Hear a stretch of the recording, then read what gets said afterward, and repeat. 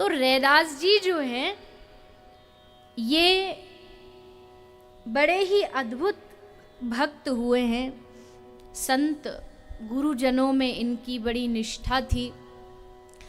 अब भक्तमाल में रैदास जी का पूर्व जन्म बताया कि पूर्व जन्म में ये कौन थे और इनको इस जाति में जन्म कैसे इन्होंने लिया।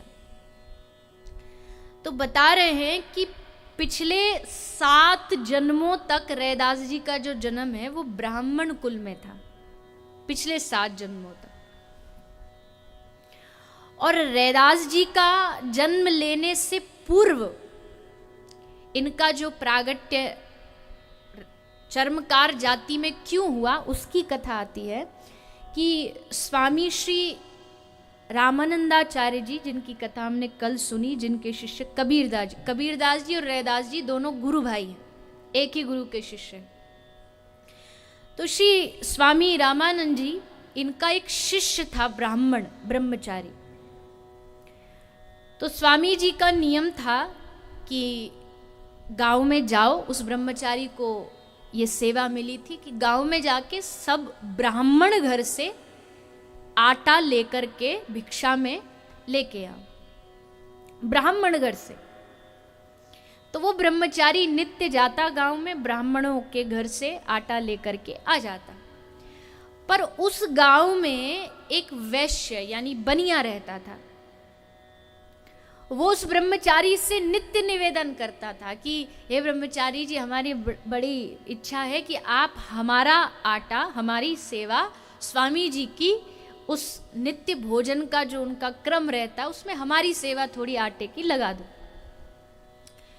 ब्रह्मचारी रोज मना कर देता कि नहीं नहीं, गुरु जी की आज्ञा, केवल ब्राह्मण घर से भिक्षा लानी है। किंतु एक दिन जब ब्रह्मचारी भिक्षा लेने आए तो बड़ी जोर से आंधी तूफान आया। और जब आंधी तूफान आया और इतनी जोर से आया कि ब्रह्मचारी समझ गया अब गांव में भीतर जाना हमारे लिए मुश्किल है। बनिया की दुकान बाहर ही थी, बनिया वहीं खड़ा था।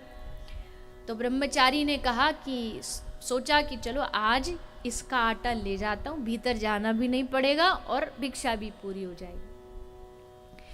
तो ब्रह्मचारी उस बनिए का आटा लेकर के आ गए, भोजन बना, स्वामी जी ने प्रसाद पाया।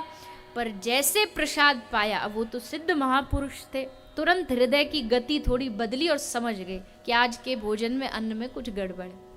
ब्रह्मचारी को बुलाया, ब्रह्मचारी आया, पूछा कहाँ से लाए थे, सच सच बताना। तो उसने पूरी बात स्वामी जी को बता दी।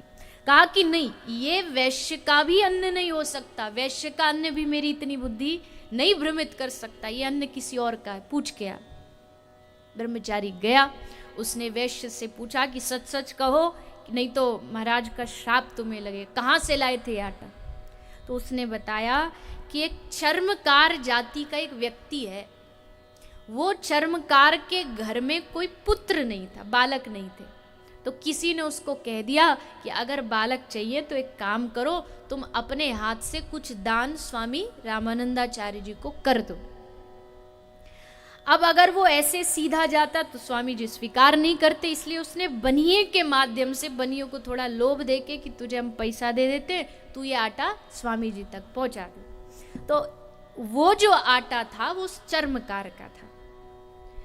अब जैसे स्वामी जी ने देखा, पता लगा कि इस ब्रह्मचारी ने हमको चर्मकार का आटा खिलाया, तो श्राप दे दिया कि जा तू, एक तरफ तो उस चर्मकार ने मेरी सेवा ही की है आटा दे करके, उसकी इच्छा भी पूरी होनी चाहिए और तुझे भी दंड मिलना चाहिए, इसलिए उसी के घर बेटा बन के तू प्रकट हो जा।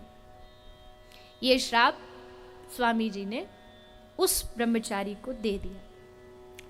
उसी चर्मकार के घर तब श्री रैदास जी पुत्र बन करके प्रकट हुए।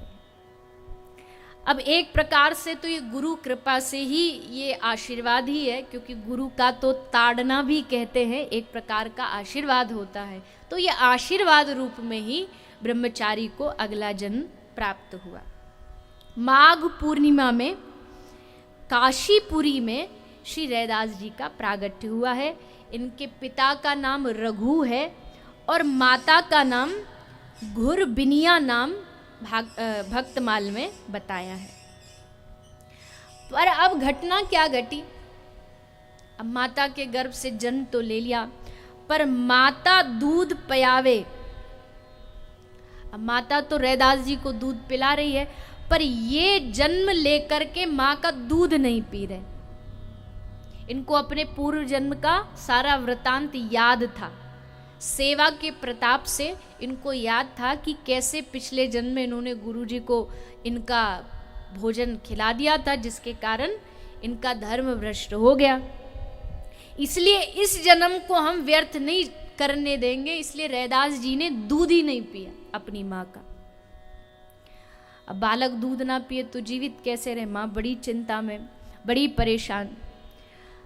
उसी बीच स्वामी श्री रामानंदाचार्य जी काशीपुरी में भ्रमण करने के लिए आए थे, और जैसे आए तो हल्ला मचा कि स्वामी जी पधारे हैं, चलो चलो सब दर्शन करने चलो।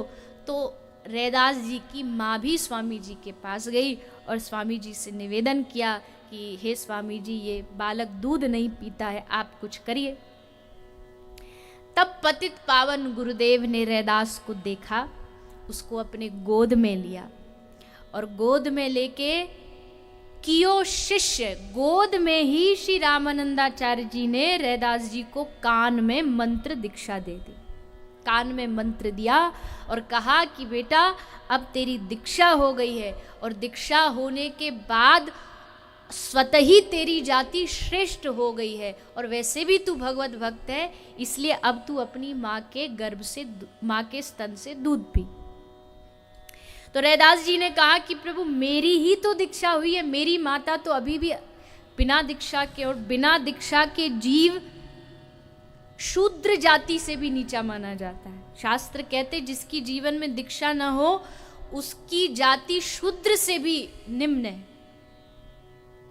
तो गुरुजी ने कृपा करके इनकी माता को भी दीक्षा प्रदान की, और जब माँ को भी दीक्षा हो गई और स्वयं को भी दीक्षा हो गई, तब रैदास जी ने अपनी माँ के स्तन से दुग्ध पान किया।